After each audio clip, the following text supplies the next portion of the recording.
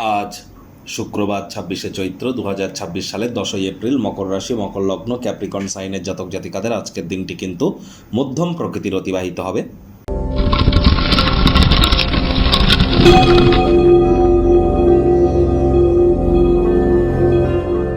ভিডিওটির শুরুতেই স্ক্রিনে আপনারা দেখতে পাচ্ছেন শুক্র গ্রহের বীজ মন্ত্র ওম দ্রাং দ্রিং দ্রং স শুক্রায় নমঃ। এটি সূর্যের আলো ডুবে যাওয়ার পর আপনারা ১০৮ বার জপ করুন, অত্যন্ত উপকৃত হবেন। স্নানের জলে হাফ কাপ কাঁচা দুধ, গোলাপ জল অথবা আতর বা ইত্যাদি দিয়ে স্নান করুন। আপনাদের শুক্র জন্মছকে যে রাশির গৃহে অবস্থান করছে সেই রাশির বডি পার্টসে আপনারা কিন্তু অবশ্যই কিছু আতর বা ইত্যাদি ইউজ করতে পারেন। বাড়ির উত্তর পূর্ব কোণ বা দক্ষিণ পূর্ব কোণে অর্থাৎ ঈশান কোণ বা অগ্নিকোণে আপনারা গোলাপের যে আতর পাওয়া যায় এটি শিশি এনে রেখে দিন, তার মুখটা খুলে রেখে দিন, দেখবেন আর্থিক বৃদ্ধি হবে।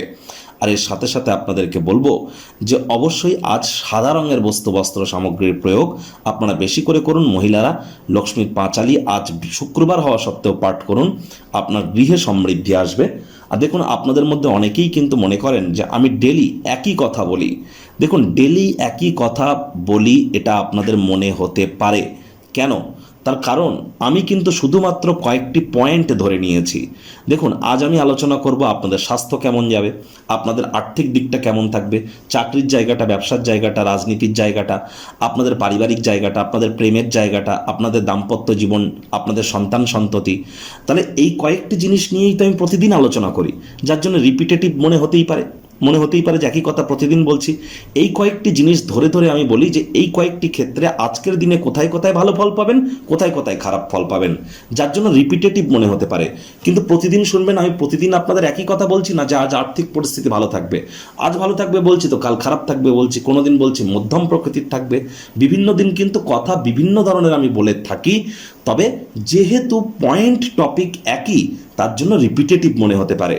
ভাগ্য মিটার আজ আপনাদের বলছে 6.5 আউট অফ 10। ভাগ্য আপনাদের অনুকূলেই থাকবে। অর্থ, প্রেম, দাম্পত্য এই কয়েকটি ব্যাপারে আপনাদেরকে একটু সাবধানতা অবলম্বন করেই চলতে হবে। কায়িক পরিশ্রম হলেও শরীর মনে সতেজতা এবং তরতাজাই আপনারা অনুভব করবেন। দীর্ঘদিনের পুরনো রোগশোক অসুস্থতা থেকে আজ মুক্তিপ্রাপ্তি করবার দিন, পরিত্রাণ প্রাপ্তি করবার দিন। কাজের জায়গায় সিনিয়রদের থেকে প্রেশার, গৃহে কিছু মতবিরোধ মানসিক চাপকে বাড়াতে পারে। কর্মে মনোনিবেশ করতে সমস্যা তৈরি হতেই পারে।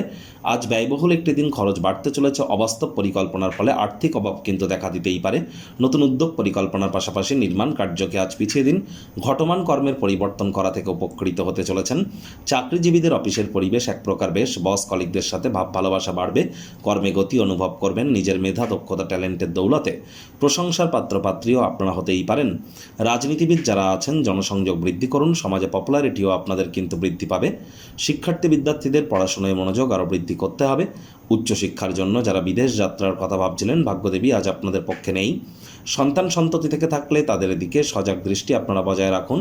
হাউস ওয়াইফ যারা আছেন দিনের শুরুটা তাড়াতাড়ি করুন। প্রেমিক প্রেমিকা, স্বামী স্ত্রী, না ভাব ভালোবাসা, রোম্যান্স, না তর্ক বিতর্ক, অশান্তি, কোনোটাতেই বাড়াবাড়ি যেন করবেন না। অন্যান্য দিনের ন্যায় আজকের দিনটিকে সাধারণ হিসাবে ট্রিট করবার আপ্রাণ প্রচেষ্টা আপনাদেরকে করতে হবে। আবেগকে নিয়ন্ত্রণে রাখুন। পরিস্থিতি খারাপ না হয় এমন কোনো কিছু করা থেকে বিরত থাকুন। শব্দ চয়নের দিক অতিরিক্ত নজর দিন। ভুলভাল কথা কিন্তু বেরিয়েই যেতে পারে মুখ থেকে। বন্ধু বান্ধবদের সাথে সন্ধ্যাবেলার সময়টিতে আকর্ষণীয় কোনো কিছু করবার পরিকল্পনা করুন। গৃহের পরিবেশ শান্তিপূর্ণ, নির্ঝঞ্ঝাট পরিগণিত হচ্ছে। শত্রুপক্ষ, বিরোধী পক্ষ খুব একটি শক্তিশালী থাকছে না। জীবনে গুরুত্বপূর্ণ পরিবর্তনের সময় কিন্তু এসেছে। পরিবর্তন করুন, লাভান্বিত হবেন।